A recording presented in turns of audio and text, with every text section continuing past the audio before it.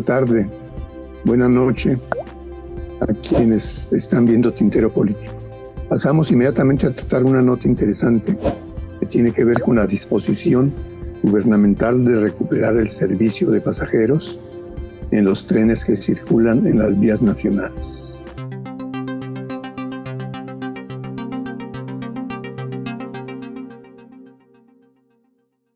No sobra decir que hay 2 que 3 herencias a propósito de don Porfirio Díaz. Hay varias aristas que tienen que ver con esto. Entre otras, la de que la demanda no reelección él inició, pero luego no fue necesario lograrse institucionalmente porque se murió Juárez, entonces lo de sufragio efectivo, no reelección contra Juárez, pues valió gorro. Luego Madero recuperó la consigna contra Porfirio. Y desde entonces se abrió el camino para formalizar la no reelección solo de los presidentes. Lo que quedó como asignatura pendiente fue desde entonces lo de sufragio efectivo. Los fraudes siguen siendo parte de la cotidianidad en este país. Y bueno, mucho menos en el plano de lo partidario. Si no existe en la democracia electoral, menos en el otro nivel.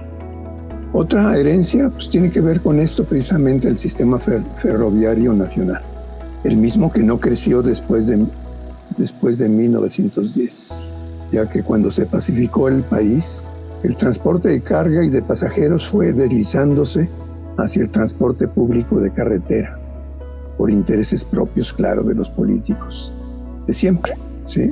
Como bien lo dijo Antonio Gramsci, en relación a que el Estado se convirtió en fábrica de burgueses en los países de capitalismo tardío. Pues así sucedió finalmente en este país. Y luego el único presidente de origen politécnico, híjole qué vergüenza, puso en manos de sus futuros patrones una elevada proporción de ferrocarriles para que junto con el empresario Larrea, el seguramente mayormente apapachado por el gobierno en turno, pueda seguir haciendo negocios mineros, y en él se completó el reparto de ferrocarriles nacionales. Sin embargo, una noticia dada a conocer por Andrés Manuel López Obrador nos hace pensar en que el Tren Maya y el Transísmico ya son parte de una estrategia mayor que pretende atender los de trenes de pasajeros. Bienvenida esa recuperación, aunque sea insuficiente todavía. Y luego, bueno, pues en esa perspectiva seguramente la intervención del Estado en garantizar esto debe tener como motivo el que deje de ser mercancía, finalmente el transporte vía tren. Ojalá y que esto mismo suceda más o menos a nivel de la aviación. Ya ven ustedes que resulta que Mexicana de Aviación está en manos del gobierno otra vez. Pasamos a otra noticia. Se acaba de comentar, de informar, a partir del 2024 el salario mínimo aumenta a 212 pesos diarios. No estoy seguro de que sea suficiente para que sobreviva una persona, pero bueno, ¿no? Y esto es parte del aumento progresivo desde 2019 de estos salarios. Vale la pena subrayar el 36.5% de los trabajadores de este país ganan menos y hasta el salario mínimo. Es decir, híjole, lo grave de esta situación es de que el salario mínimo en la práctica no es obligación de los patrones. Y bueno, o sea, que hay responsabilidad otra vez del gobierno, lo hemos comentado múltiples veces, de que tenemos muy buenas leyes laborales, pero luego no se aplican. A la par hay una situación que vale la pena subrayar. Los salarios contractuales, los que tienen que ver con trabajadores organizados sindicalmente, resulta que han venido aumentando anualmente sus salarios en mucho menos que la inflación anual que se da en este país.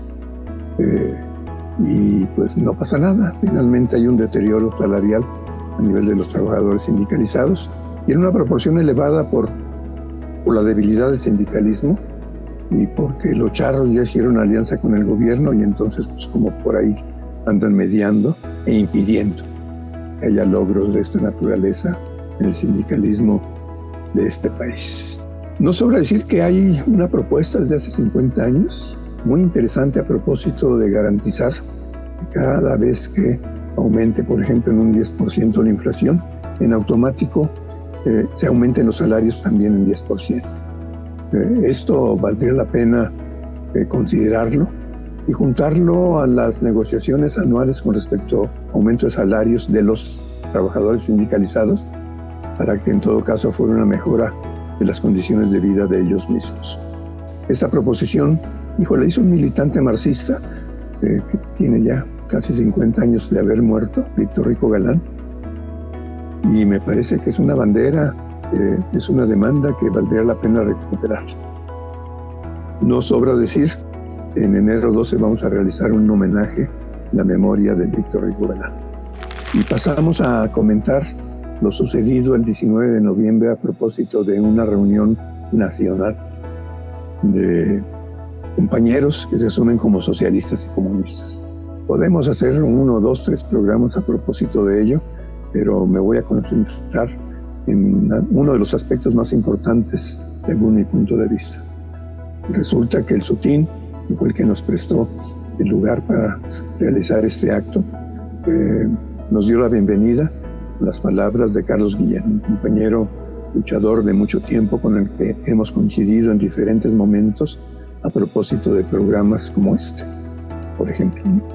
Lo que dijo finalmente Carlos Guillén tiene que ver con la formulación marxista de que los cambios más profundos que se pueden dar en el capitalismo dependen totalmente de la clase obrera, del sindicalismo político y de partidos políticos que recuperen finalmente las banderas de la clase obrera, como el salario universal y muchos otros más que dependen fundamentalmente de la movilización de ellos. Y luego, entonces, incorporamos 2 videos a propósito de la intervención de Carlos Guillén. Pero además de este vínculo, está el vínculo de muchos jóvenes nucleares con un periodista que desde la cárcel fundó una organización, el compañero Víctor Rico Galán. Entonces ese joven sindicato de profesionistas técnicos, administrativos, influido por las ideas de Víctor Rico Galán, fortalecido con la relación con los electricistas democráticos y con todas sus relaciones, con todas sus experiencias, llegó a transformarse profundamente. Veo que algunos de ustedes ya tienen algo de experiencia, ya tenemos algo de experiencia. Entonces, este sindicato, y seguramente muchos de ustedes, estuvimos en la insurgencia obrera de los 70. Por ello, para el SUTIN es un orgullo el recibirlos, es un orgullo el poder contribuir, así sea de una manera muy mínima, con este proyecto. Nos da mucho gusto y esperamos que de aquí salgan muchos éxitos, muchos resultados. Y simplemente quisiera terminar con algo que es mucho de los pleitos internos de mi sindicato. En algún momento nos quejábamos de que una parte del Comité Ejecutivo Nacional llevaba demasiado las líneas de su partido al seno del sindicato y nos dábamos unos agarrones tremendos. Hoy quisiéramos que las organizaciones de izquierda, las organizaciones socialistas y comunistas tuvieran una mayor presencia en los sindicatos. Hoy, lamentablemente, muchos de los sindicalistas que insistimos en que permanecemos aquí, estamos actuando prácticamente como solitarios. No tenemos ya esas experiencias, esa riqueza que nos daban nuestras organizaciones de izquierda. Y quisiéramos hoy que toda la izquierda volteara, recuperara ese papel que tenía, esa misión de luchar con los trabajadores, de luchar con la clase obrera. Está bien todo el trabajo en las zonas, en las colonias, el trabajo electoral, todo eso no nos oponemos, pero creemos que se debería recuperar esa liga entre la izquierda socialista y comunista con los trabajadores. Algunos de mis camaradas que están aquí, viejos camaradas, venimos de esa tradición, venimos del contacto de las organizaciones comunistas con los trabajadores. Y también por eso me da mucho gusto que estén en el auditorio Rafael Galván, del Sindicato Único de Trabajadores de la Industria Nuclear. Sean todos bienvenidos, muchas gracias. Hablando del movimiento obrero, me parece que hay que plantear, ya lo plantearon, insisto, que no debe haber trabajadores de primera y de segunda, no debe haber apartado A y apartado B, debe haber un solo apartado que recoja lo mejor para los trabajadores. Y también, en un caso un poco particular, hay una prohibición expresa para la unidad de los trabajadores universitarios. Debe eliminarse eso, debe permitirse la libre organización de los trabajadores universitarios y de todos los trabajadores. Luego ahora pasamos pues a continuar con esa historia que no va a terminar, creo que nunca, ¿no? La historia del partido llamado Morena. Sigue dando de qué hablar esto de que si hay tribus, fuerzas, etcétera, etcétera, después de que Ebrard se asumió como la segunda fuerza dentro de Morena. Inmediatamente el jilguero de la burocracia de Morena pegó de gritos y dijo que el partido era único, unitario y que no había grupos internamente. Pero bueno, nosotros ya habíamos dicho antes algunas cosas de estas y pues finalmente lo que queremos es dar más elementos que tengan que ver con esta situación derivada de la desorganización política de esto que se llama Morena. Ratificamos, hemos afirmado que ni es partido electoral ni movimiento social Morena. La última sesión afirmamos que era un partido por intereses de grupos, o de fuerzas, o de tribus, como en el ancestro del PRD, que bueno, es el antecedente, es el ADN de aquel partido. La afirmación contraria fue inmediatamente la de Delgado y la candidata, pero obvio nadie les creyó. Ya que es evidente que hay más tribus en el PRD, ahora en Morena. Entre esas tribus, de las que valen la pena, que son poquitas, una tiene que ver con la sección sindical, que está expresada particularmente en el caso del senador Napoleón Gómez Urrutia. El mismo que no lo quieren en Morena. Sus iniciativas de ley fueron bloqueadas una y otra vez por Morena, en la Cámara de Diputados y en la Cámara de Senadores. Y bueno, ha sobrevivido a pesar pues de las presiones, de los chantajes, del bloqueo, etcétera, etcétera. Y ojalá que crezca esta tribu, porque lo abriría la puerta precisamente a lo que decíamos a propósito de Carlos Guillén. Pero luego hay otras tribus que no son nada grandes, ¿no? Pero que tienen un poder excepcional. Es la tribu de los burgueses, de los empresarios de primer plano, por cierto, donde sin aparecer directamente en Morena tienen a sus representantes ubicados en espacios institucionales, como sucedió en la Secretaría del Trabajo, ahora en la Secretaría de Gobernación, y como sucedió con el secretario de Gobernación anterior, ¿no?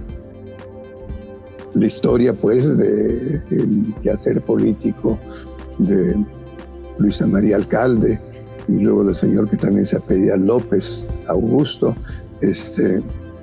híjole, pues ella en 5 años demostró pues que favorecía a personajes de la peor calaña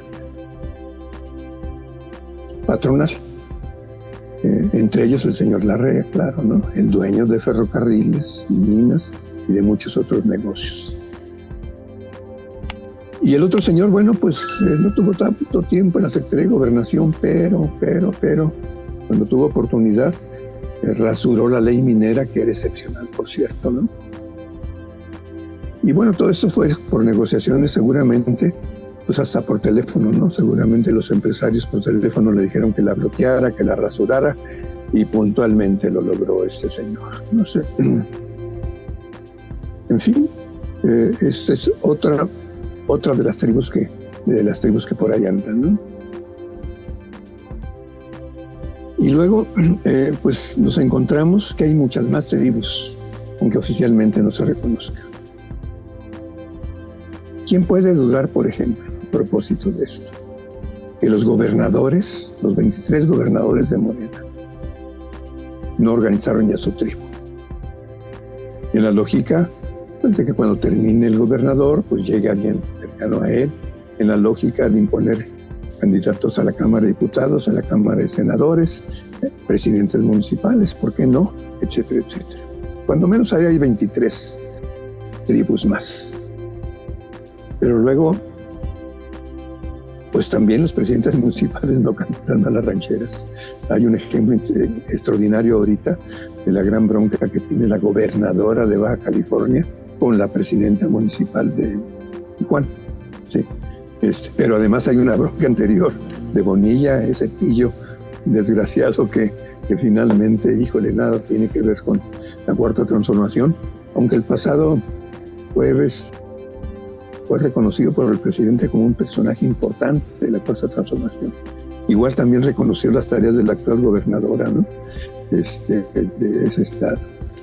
Habría que recomendarle a los asesores de la presidencia que le informan al presidente lo que piensan los morenistas y la ciudadanía de Baja California de los antes referidos, para quedarse callados en todo caso, ¿no?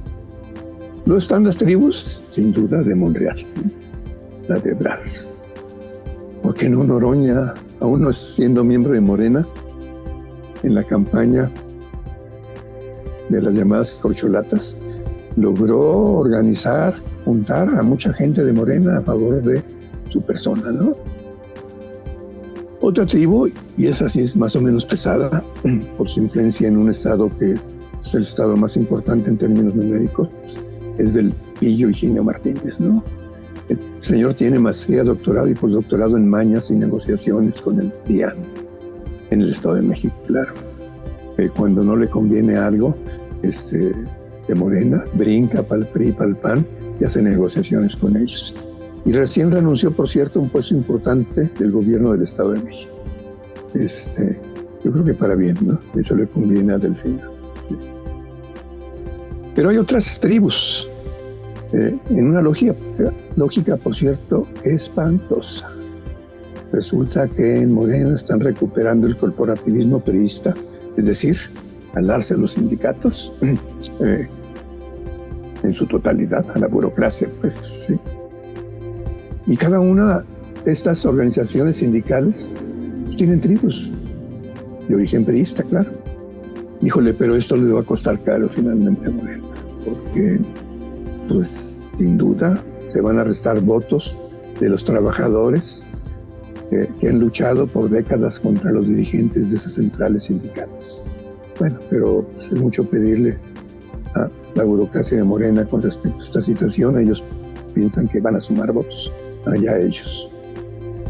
No estamos diciendo nada nuevo, ¿eh? Tenemos años pues, cuestionando y denunciando las tropelías como la de la candidatura del policía. Y por cierto, a mucha honra lo derrotamos. Lo que ahora decimos es para ratificar que Morena tiene, entre otras cosas, el ser pues, un remedio de partido. Que está partido, ya le hemos dicho. Y que aparentemente es un partido en el que domina lo de primero los pobres. Pero para sumar votos, como ya lo comentamos, en el proceso electoral inmediato, pues es pluriclasistas como ya lo fue antes, ¿no? Sí.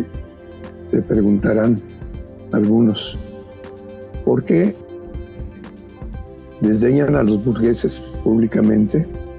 Según la lógica de gente de Morena, no de todos, claro. La verdad es que aunque la mona se vista de pobre, no lo es tanto cuando de lo que se trata es de vivir del presupuesto de Morena y de los espacios ganados electoralmente. Finalmente, pues, se pueden enlistar muchas más tribus, pero híjole, ya me dio flojera seguirle, ¿no? Queridos seguidores del Tintero Político, mejor cooperen ustedes, ayúdenos a ampliar esta lista y van a ver que, híjole, Morena va a romper el récord. Los grupos internos están tratando de controlar la situación. Nos despedimos, nos vemos dentro de 15 días. Suban su manita. Gracias a Gandhi y Azu. Ella estará la próxima semana en De Política Trabajo. Nos vemos.